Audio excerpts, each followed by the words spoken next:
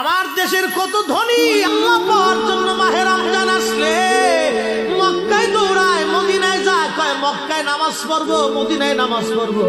এক রাকাত নামাজে 1 লক্ষ রাকাতের সওয়াব, এক রাকাত নামাজে 50,000 রাকাতের সওয়াব। ওমরা করে মক্কায় কাটায় সময়, মদিনায় কাটায়। মক্কায় কোরআন খতম দিতে চায়, মদিনায় কোরআন খতম দিতে চায়। সওয়াব মাহে রমজানে অগণিত সওয়াবের আশায় ব্যক্তিগুলি আল্লাহর ঘরে হাজিরা দেয়, কিন্তু বাড়ির পাশে গ্রামের কত গরিব মানুষ টাকার অভাবে বাবা ভালো ইফতার করতে পারে না, টাকার অভাবে কত মা ভালো সেহরি করে রোজা রাখতে পারে না। এই ধনীরা এই গরিব মানুষের ঘরে খাবার না দিয়ে আল্লাহরে পাওয়ার জন্য মক্কা মদিনায় দৌড়ায়।